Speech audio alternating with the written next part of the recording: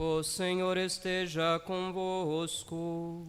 Ele está no meio de nós. Proclamação do Evangelho de Jesus Cristo segundo João. Glória a vós, Senhor.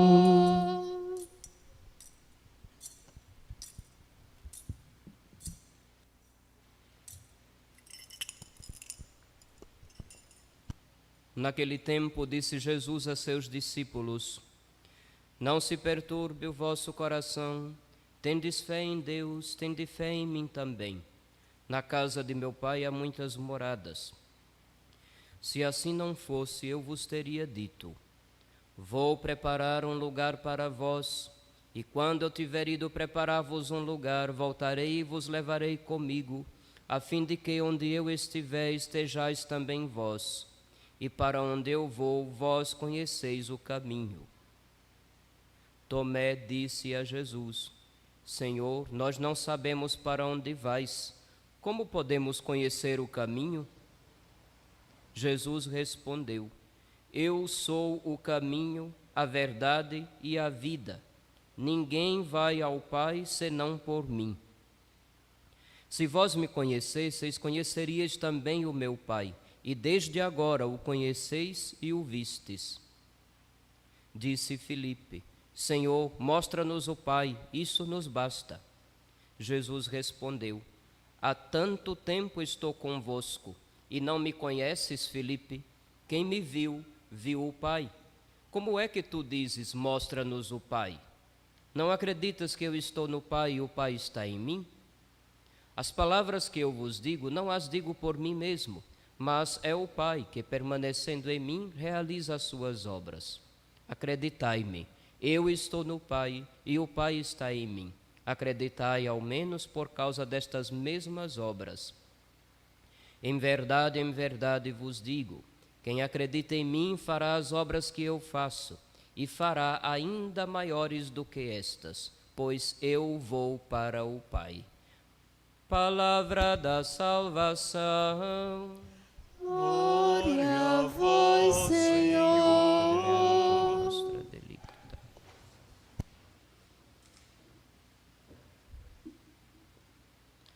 Filhos, depois de uma sequência de domingos que traziam temas bem provocativos, digamos assim, no domingo de Páscoa, ele ressuscitou, nós somos testemunhas, só relembrando. No segundo domingo, qual era o tema? O Senhor escolhe uma forma de vir até nós, um dia certo de vir ao nosso encontro. Ali, na igreja, ele dá o Espírito Santo, o perdão dos pecados é possível. O que é que se dizia na terceira semana? Eu sou o pão vivo que desceu dos céus. Este era o sinal. O que se dizia na quarta semana, domingo passado? Cristo presente na figura dos... Até agora ninguém errou. Meus filhos, essa catequese eu faço desde o primeiro ano que eu estive aqui. Essa já é a sexta vez que vocês estão ouvindo isso e ainda não aprenderam os sinais que nosso Senhor escolheu para ser reconhecido, presente e agindo. O dia do Senhor, a igreja.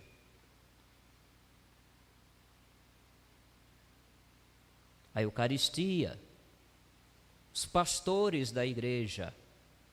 Eu sou o bom pastor, esse era o tema de domingo passado. Eu sou a porta das ovelhas. E ao longo da semana a gente viu isso ecoando nas leituras do Evangelho. Infelizmente, a saúde do corpo não me permitiu estar aqui no domingo passado. Mas o tema era sobre o pastor. Se aquele que nosso Senhor colocou neste momento da história à frente de vocês carrega ainda muitas fragilidades, paciência. Infelizmente, quando se fala fragilidade, o povo pensa logo safadeza. Eu sei. Estou vendo algumas caras ali espantadas. Mas não, porque Spiritus quidem promptus est, caro autem infirma. O espírito com efeito está pronto. A disposição de alma existe. Ou a vontade conjugada com a vontade de Deus existe. O que não existe é a saúde do corpo. Paciência. Então eu não poderia deixar o domingo de hoje sem a missa. Então você vê que hoje eu estou me segurando muito, mas paciência.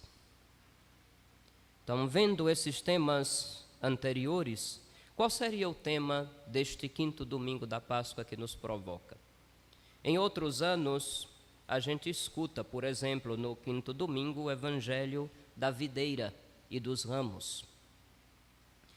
Este ano é a autorrevelação de Jesus: eu sou o caminho, a verdade e a vida. O Evangelho de João, cujo trecho ouvimos ainda há pouco, faz parte dos discursos de despedida que São João coloca no contexto da Santa Ceia. Pode alguém perguntar, mas por que isso não foi lido antes da Semana Santa? Não teria mais sentido? Porém, esses capítulos 14, 15, 16 e 17 de São João são considerados uma espécie de testamento do Senhor. Um testamento, ele só pode se concretizar depois da morte da pessoa, não é assim? Antes da morte não se abre o testamento, não se lê o testamento, não se põe ele em prática. Por isso nós estamos ouvindo isso justamente agora. Jesus tinha anunciado que ia sofrer, que ia ser traído, que Pedro ia negar, tinha anunciado um monte de coisa ruim. Todo mundo estava assustado e ele começa dizendo: não se perturbe o vosso coração. Vocês creem em Deus, creiam em mim. Só depois da ressurreição e com a ajuda do Espírito Santo é que os apóstolos vão entender o que nosso Senhor estava dizendo. Aquilo que já antes, no período da Quaresma, naquele domingo em que refletíamos sobre a transfiguração, ele já tinha dado a conhecer. Ele mostrou quem ele era para que no momento da cruz eles perseverassem, mas mesmo assim nem todos ficaram junto com ele, a maioria fugiu. Não se perturbe o vosso coração. Você crê em Deus? Então por que fica preocupado demais com as coisas deste mundo? A preocupação principal de nós, todos filhos de Deus, deveria ser o céu. E tudo que a gente fizer nesta terra deve ser em função deste céu que virá depois. Até uma faxina de uma casa, você pode fazer em função do céu, em função de sua eternidade. O trabalho que você realiza, se você o realiza em função do céu, você vai realizá-lo de forma mais competente, de forma mais perfeita. E se você é empregado, quem tem um empregado que se dedica em perfeição no que faz, dificilmente não vai querer se desfazer dele. Isso é um fato. Quando a gente faz as coisas em vista do céu, a gente põe amor. Quando a gente faz as coisas em vistas do céu, a gente faz como se estivesse fazendo para o próprio Deus. O problema é que são tantas questões mundanas que nos cercam e fazem pressão, que a gente perde nosso Senhor de vista. Não perca Jesus de vista. Isso é necessário mais ainda, porque o grande sinal, vamos dizer assim, deste domingo é a própria igreja, é a comunidade. Quando eu falo aqui igreja, não entendo a instituição com CNPJ. Eu aprendi, quando era pequeno, lá em casa, porque eu não tive catequese de paróquia, graças a Deus. Porque, infelizmente, o que a gente vê como resultado de catequese dada em muitas paróquias é o povo ignorante sobre a fé católica. A catequese que eu tive em casa, com vovó, com o catecismo já velho, onde estava escrito ainda Igreja, Actos e Baptismos, foi assim, eu tive catequese em casa. Quando era perguntado o que é a igreja, não era só dizer, como eu vi nos catecismos recentes, a família dos filhos de Deus, e acabou a história. A gente tinha que responder mais coisas. é a comunidade dos batizados, salvos por Jesus, que creem nas mesmas verdades de fé, que obedecem aos mesmos mandamentos como norma de vida, que se alimentam da mesma graça pelos mesmos sacramentos instituídos por Jesus, que obedecem aos mesmos pastores que o Senhor escolheu e colocou à frente do seu povo, tendo Pedro como chefe. Eu tinha que saber de tudo isso, senão vovó dizia, vai estudar de novo. Quando a gente começou a ler mais ainda. Parece que nosso povo católico esqueceu isso. É por isso que se muda de igreja como se muda de camisa. Se não vai com a cara do padre, olha que aqui em Laranjeiras essa chance é muito grande, que minha cara não é a das melhores. Mas o que é que eu posso fazer? Que tem que ver essa cara todo dia, primeiro sou eu. Eu vejo essa cara muito mais do que vocês, quando me olho no espelho. Paciência. Cristo é o caminho, a verdade e a vida. E nós, enquanto povo que nele crê, que a ele obedece, que a ele segue, deve segui-lo como caminho. E seguir não é correr atrás igual se faz com os trios elétricos nas festas de Laranjeiras. Seguir é colocar-se em imitação, procurar agir tal como o Senhor. Se nós agora somos o sinal da ação de Jesus ressuscitado no mundo, devemos segui-lo, imitá-lo. Devemos anunciá-lo, pois ele é a verdade. E tem muita gente dando ouvido a enganos, equívocos e mentiras. São coisas diferentes, viu? O povo pensa que engano é a mesma coisa de engano, a pessoa se engana é a mesma coisa de dizer, por exemplo, está mentindo. Não, não é a mesma coisa, são coisas diferentes. Engano é quando você, sem advertência, acabou dando crédito a algo que mais à frente se mostra que não era verdade. Erro é quando você faz a escolha de uma coisa crendo que está certo, mas logo mais adiante percebe que não era o melhor caminho, porque não era verdadeiro, não tinha consistência. Mentira é quando você sabe da verdade e mesmo assim se cala e anuncia uma coisa diferente da verdade. Aí, nego velho, já era. É falta de caráter mesmo. Pois bem, como povo redimido pelo Senhor, devemos segui-lo, porque ele é o caminho. Devemos anunciá-lo, porque ele é a verdade. E devemos tê-lo como norma de vida, como modelo, como exemplo, como paradigma, como norte. Conhece essa expressão? Como diz, o norte da vida de fulano é isso. O norte é porque quem sabe como é que funciona uma bússola? Vocês sabem como funciona? Vocês sabem os pontos cardeais, não sabem? Sabem ou não? Porque uma coisa que eu notei, me desculpem vocês que são sergipanos, eu que não sou, tenho, digamos assim, o direito de dizer um pouco isso aqui. Uma coisa que eu notei nesses 20 e poucos anos que estou em Sergipe, é que a maioria dos sergipanos tem um péssimo senso geográfico. As pessoas muitas vezes não têm noção se estão olhando para norte, sul, leste e oeste. Vocês sabiam que na posição que vocês estão voltados para o leste?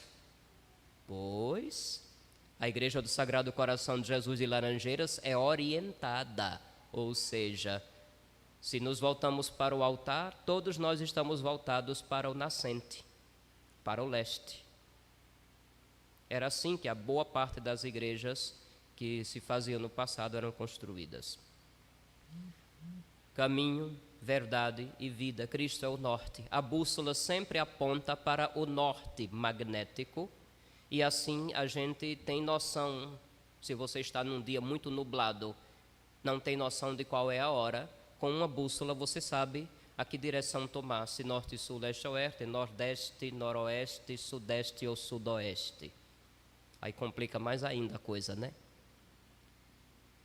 Pois bem, meus filhos, o Senhor é o caminho. Foi o único na história que disse isso. Nenhum outro fundador de religião disse isso e provou com sinais de que estava falando a verdade. As próprias obras que o Pai realiza no Filho são o testemunho de que ele diz a verdade, de que ele é a verdade. A leitura dos Atos dos Apóstolos mostra um pouco da vida da igreja nos seus inícios, quando diferenças começaram a aparecer. Os apóstolos precisaram reunir a comunidade e juntos, com a ajuda de Deus, tomaram decisão. Isso é um pouco aquilo que o Papa quis propor quando falou de sínodo ou de sinodalidade. Sínodo quer dizer isso, a gente se unir para traçar juntos os rumos. Não é se unir para fazer votação e mudar a doutrina ou mudar os mandamentos. Nenhuma pessoa, nem comunidade, nenhuma instituição na igreja tem autoridade para mudar a doutrina, para mudar os mandamentos. Eu já pratico a sinodalidade desde o meu primeiro ano de padre. Por que vocês acham que a gente tem reuniões frequentes de todos os representantes das comunidades, grupos pastorais e movimentos? O que a paróquia vive hoje não foi decidido pelo padre sozinho, não. Então, aqui no Brasil, de certa forma, já se vive sinodalidade. Talvez em outros lugares do mundo essas coisas precisam ser reaprendidas. Mas a raiz dessas coisas está na palavra de Deus. Veja o que aconteceu. Os apóstolos se reuniram porque haviam problemas acontecendo na comunidade e precisavam tomar uma decisão. Daí surge a ordem do diaconato. Aqueles 7 homens, de nomes gregos, já um sinal de que a igreja estava reunindo não apenas gente de Israel, mas também judeus vindo de fora e também outros que não eram do povo de Israel, como diz lá o que era grego e servia a religião dos judeus, o Nicolau de Antioquia. Antioquia era na Síria. Da mesma forma também, a primeira carta de São Pedro vai nos lembrar: vós sois a raça escolhida, o sacerdócio do reino, a nação santa, o povo que ele conquistou para proclamar as obras admiráveis daquele que vos chamou das trevas para a sua luz maravilhosa. É para isso que a igreja existe. Escolhidos por Deus, sacerdócio, ou seja, chamados à santidade e a santificar, nação santa, povo conquistado, para proclamar as obras de nosso Senhor Jesus Cristo, segui-lo na imitação, anunciá-lo, pois é a verdade, e viver a vida a partir dele, tal como ele. Mas Padre Jesus, sempre vai alguém dizer: ah, mas eu não sou santo. Mas você foi batizado para ser, infeliz. Você se confessou para ser santo. Você foi crismado para ser santo. E se você vem à missa sem o propósito de ser santo, você está perdendo tempo. O paradigma, o modelo da vida de um filho de Deus é o Filho de Deus, nosso Senhor Jesus Cristo. É sempre atual essa forma de você fazer uma autoavaliação. Não pegar um livro de autoajuda que você encontra em qualquer esquina, mas de novo se confrontar com Jesus, reler os evangelhos, rezar e meditar. E a partir de cada proposta ou de cada atitude do Senhor, se questionar: eu sou capaz disso? Eu tenho feito algo nesta linha, semelhante ao que nosso Senhor viveu? Jesus é o critério para saber se sua vida vale a pena. Não é o partido político que é o critério de sua vida, e nem deve ser. Não é a moda que os meios de comunicação propõem que são seu critério de vida, e nem deve ser. Não são os likes ou dislikes da rede social que serão o critério de suas escolhas, e nem deve ser. Muitas vezes, para fazer o bem, nós temos que nos arriscar a muitos dislikes. Muitos. Muitas vezes, para anunciar a verdade, a gente tem que expor a própria pele. Como aconteceu recentemente com um padre lá do Rio de Janeiro. Ou vocês não estão sabendo? Eu preciso dizer a notícia, é? Lá de Nova Friburgo.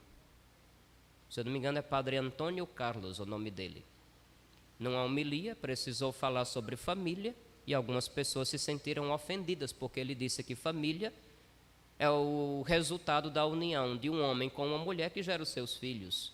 E só porque ele lembrou que homem com homem não gera filhos, portanto não pode ser o fundamento de família, teve gente que achou aquilo um absurdo e foi processar o padre, fez BO e tudo. Quando acontecer em Laranjeiras, como vocês vão reagir? Quando acontecer aqui, como é que vocês, meus paroquianos, vão reagir? Eu sei que muita gente vai se aproveitar da ocasião, já que não vai com a minha cara, para me detonar, fazer com que o efeito da bomba seja mais destrutivo. Vocês acham que eu duvido disso?